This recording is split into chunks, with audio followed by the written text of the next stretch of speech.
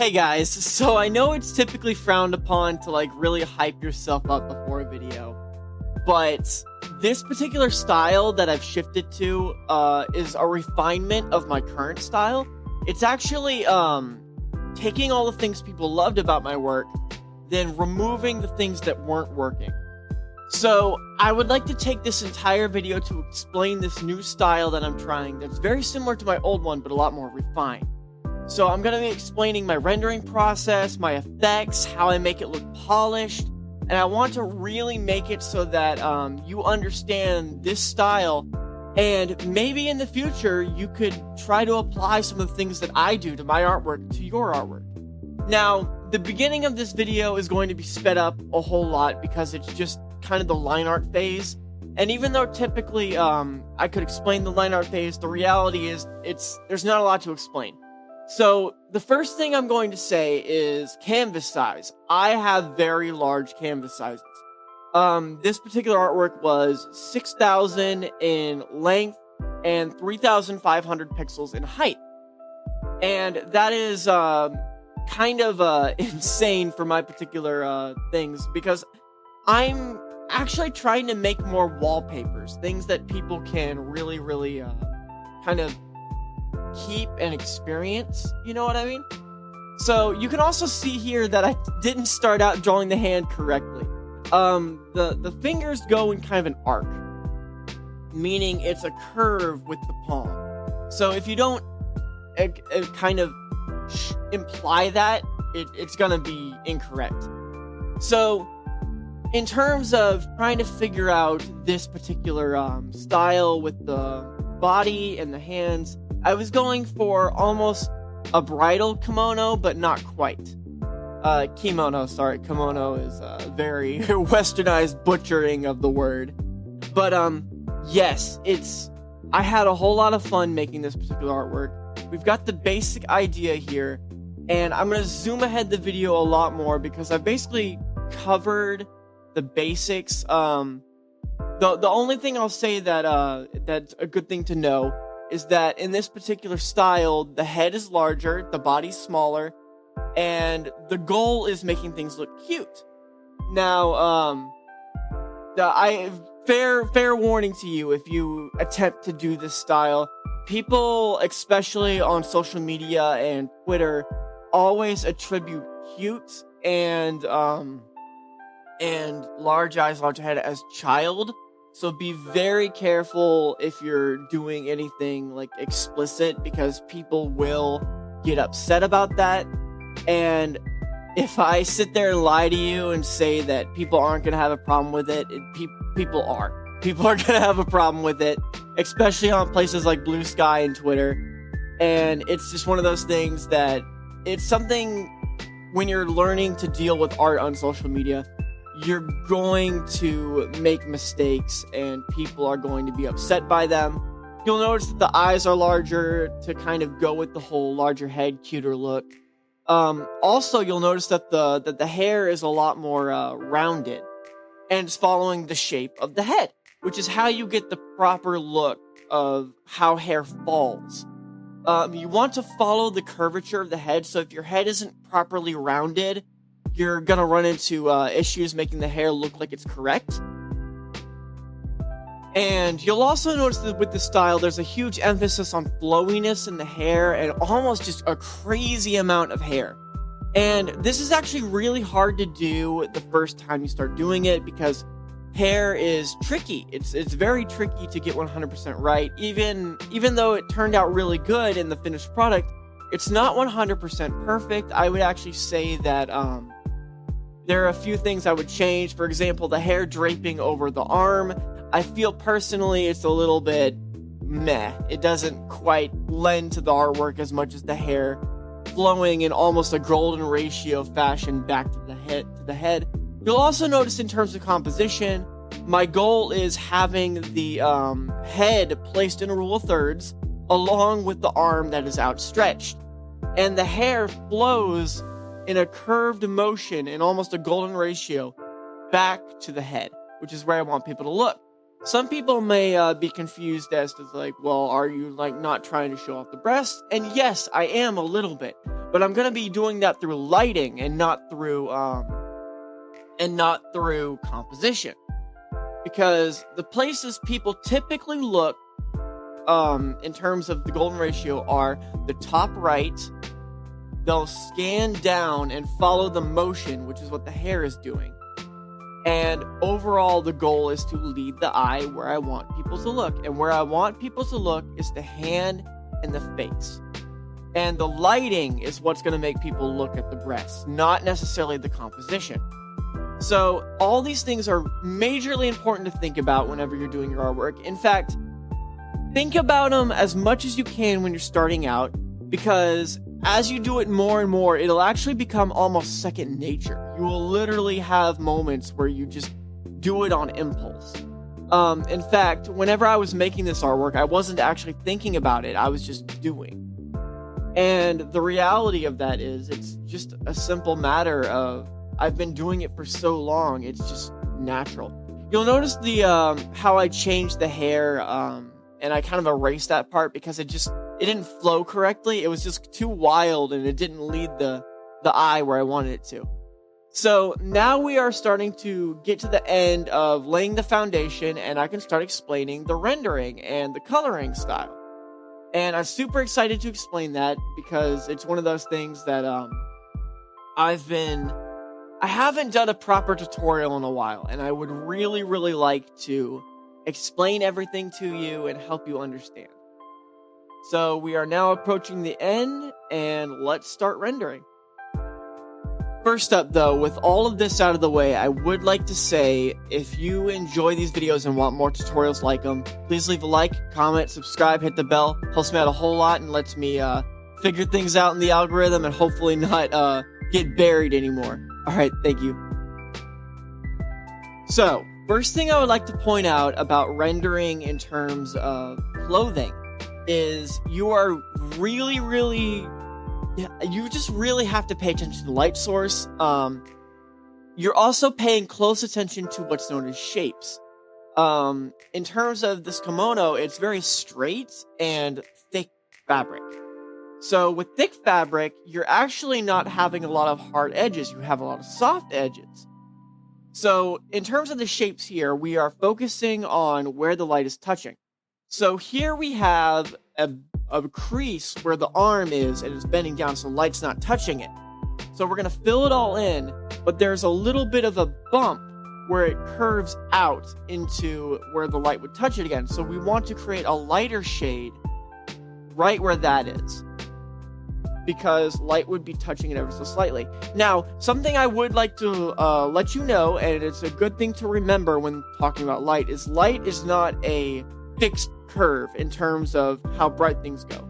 In fact, things go from dark to bright very quickly. I wish I had the ratio in front of me, but I've literally forgotten the name, and I may add it in the comments for you to learn from.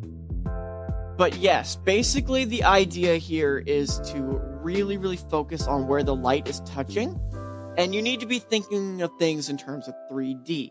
So we have the basic shapes here, and then we're just going to blend it with the blur tool. You can actually copy my blur tool settings. Nobody can copyright settings. In fact, I would recommend, if they don't work for you, to adjust them yourself and make sure that you have settings that work for you. Because everybody works with different pen pressures, different settings. So you can start as a baseline with my settings, but then adjust to what works for you later. So don't worry too much about the values that are darker, where the body is covering up the clothing itself, because we're going to do that with the multiply layer. But overall, this basically covers the fundamentals of how we do clothing. And I'm pretty proud of how I did it this time. I feel like everything looks correct, if that makes sense. So now we're going to move on to the skin. And I have a very particular way of doing skin. I treat it like it's cell shaded, which basically means just one tone of shadow. And we are going to use that one tone and use the blur tool, which is, again, what I really enjoy using, to kind of adjust the colors later. You'll notice that I'm adjusting hue and saturation. That's to get the levels correct. I typically only use it for levels. The brighter I get, the more saturation I add. The darker I get, the less saturation I add. And I bring up that quickly using Control U. And that brings up the setting and allows me to edit whatever it is I'm working on. So, in terms of getting the skin, we are again blocking out the shapes. We're kind of drawing in the areas where the light would be, and we are going to fill it all in, and then we're actually going to be using an airbrush as an eraser. So we'll go to the airbrush, and then we will hit the checkered box right by the colors, which basically turns literally everything into an eraser. No matter the brush, it turns into an eraser. The only thing is, don't use it with the blur tool, because a checkered box and an eraser literally aren't compatible.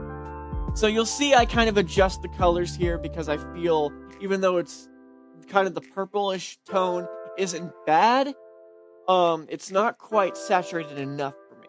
I typically adjust the saturation based on the artwork, and not necessarily, I don't have a set rule. I only have a set rule for base tone, and then I'll adjust the saturation of the shading later.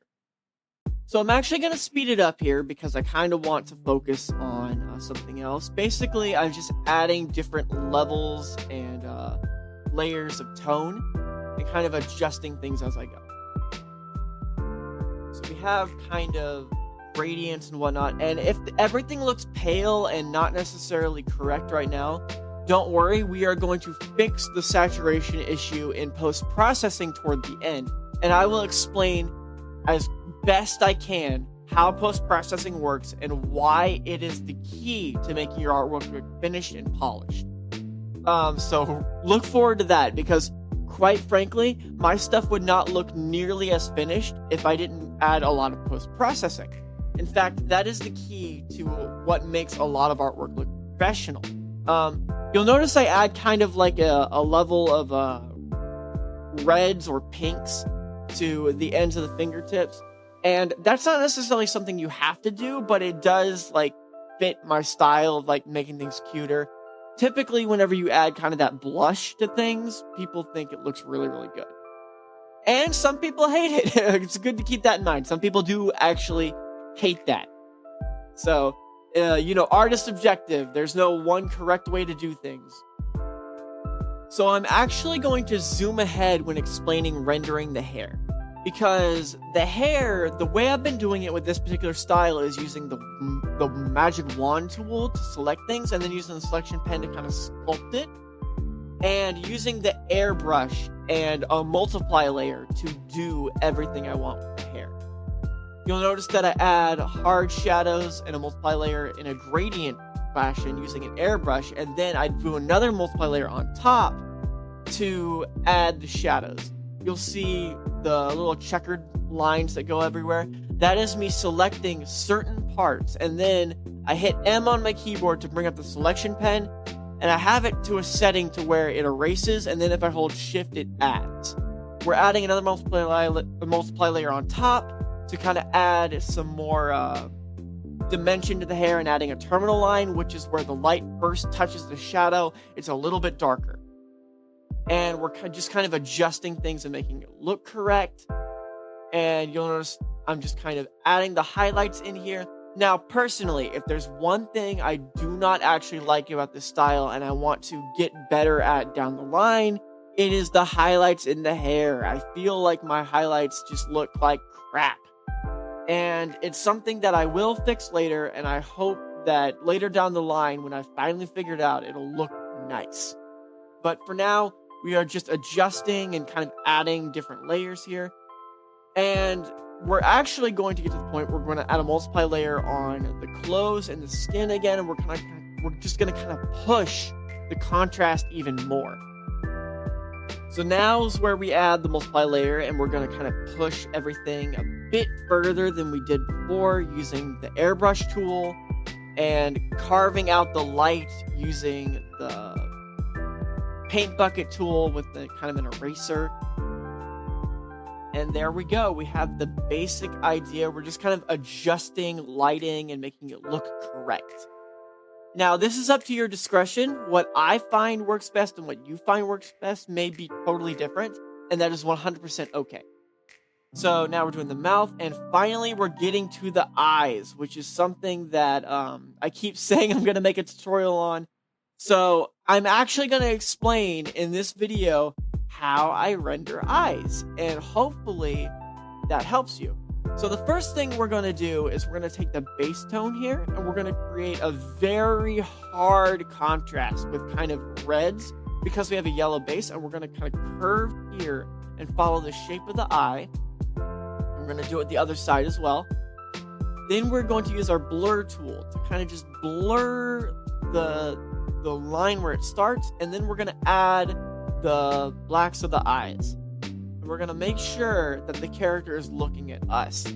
Typically, what makes something look correct is whenever the character is looking at you. Now, does the character always need to be looking at the camera? No, but typically it is the easiest way to make the character look appealing. So we're adding kind of a little rim light here. For me, I wanted something with high saturation, so I went with kind of a pinkish red. And we're adding kind of a blue center in the middle of the iris to add some like separation, to like really push the fact that the character's looking at you more. We're now adding a highlight right there. And in between the highlight and the dark part of the eye, we are adding a very saturated color, and we're going to blend that. And what that's going to do is going to create kind of a nice gradient to push it even further. So now we're going to do the whites of the eye, and picking a color really depends on the artwork. Sometimes a red shadow works best, sometimes a blue shadow works best. It depends on if you want the eyes to contrast warm versus cool. So if my eyes, for example, were blue, I might go with a warm color for the whites of the eyes. But in this case, it is warm, so I went with a cool color for the shadows. And that's basically how I decide things. So there we go. And that is basically how I do eyes. I will go back in and I will add shines in later, but not in this particular moment. So now we're going to start adding effects. I'm going to start separating the hair from the character and add kind of a bluish haze. And the way we're going to do that is we're going to select everything that isn't the hair. We're going to invert it. And then we are going to kind of go on top of the hair with a hazy blue and separate it from the character and make it almost blend into the background. And that is a super important thing to do because it adds more thing. Oh, also, I need to explain what just happened there. That is me coloring the line art. That is not required, but I personally really enjoy doing it. We are now putting everything on one layer by going to the folder everything's in, converting it to layer, and keeping the original folder. That's super important. And now we are just rendering on top of the artwork. Kind of like add more details and little things to kind of make it look a little more polished. I personally prefer to do it this way. Once you do it, there's almost no point. It's the point of no return. Just make sure that whenever you do it, you're very sure of yourself, because you'll have to go back in and redo it all later if you make a mistake. Typically, I throw caution to the wind in this moment. Now we are adding an add glow layer, which is the secret to my lighting. And we're using an airbrush and a very saturated color to kind of breathe life into the colors and the highlights. And it just makes everything pop in such a pleasing way. This is how I personally do lighting. Not everyone does it the way I do, but I personally really, really like doing it this way. We are going to use a very almost seafoam-esque green to add some highlights to the kimono. Lord have mercy, I really need to figure out how to talk. and we are just kind of adding more saturation to the artwork.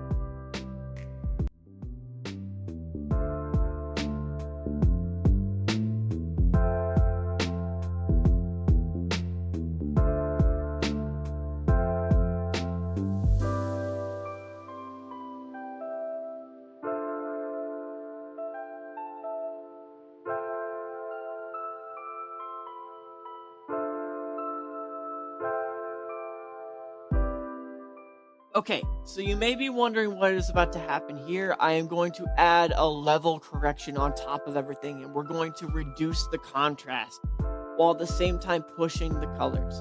The way I'm going to do that is I'm going to bring the darks up a bit, and then using this black point, I'm going to make the black not fully black. And the reason why is I find it just makes everything look much nicer. Also, the little hair strand right here, I actually forget how to pronounce it.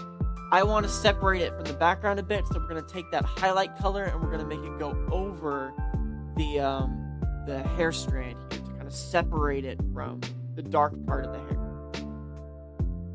Okay, so now comes a really cool part. We're going to add motion to the hair by selecting the hair itself, and we are going to create a motion blur.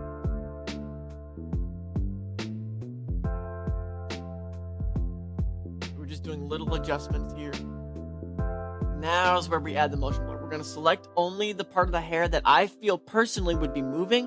We're going to go to blur, motion blur, and we're going to pick the angle and strength.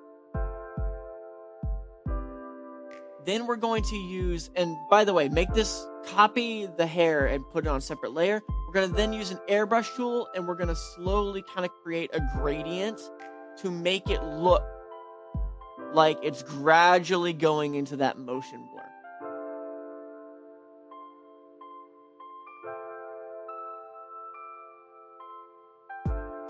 Again, using the airbrush tool, using the checkered square in the color wheel to gradually make it go into that radial blur.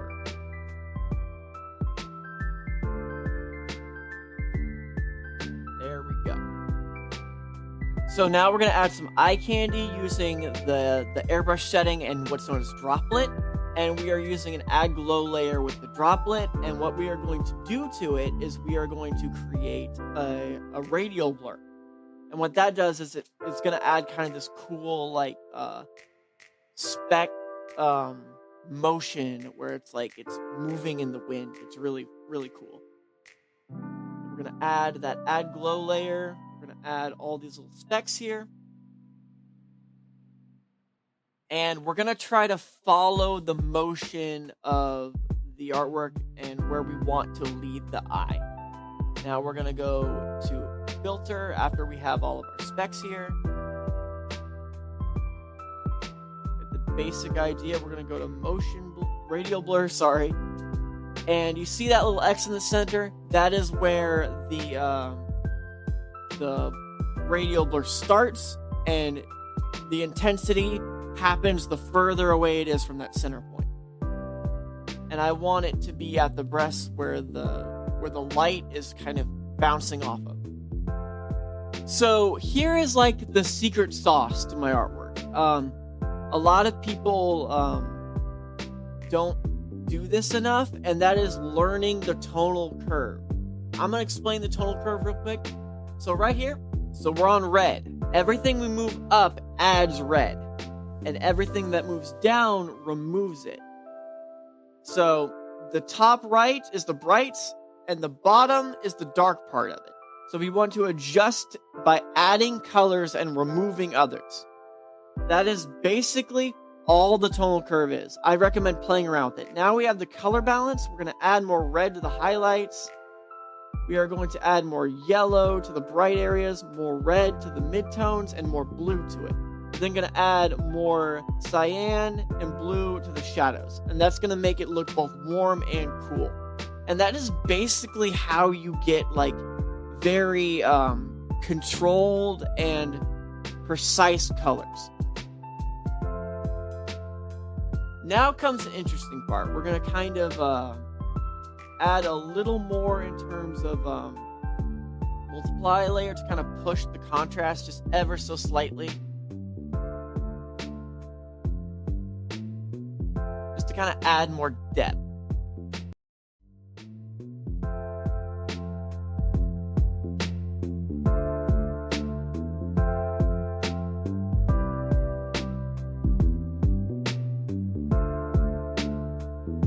Okay, crash course on what the butterflies are for. They are to lead the eye using the rule of thirds.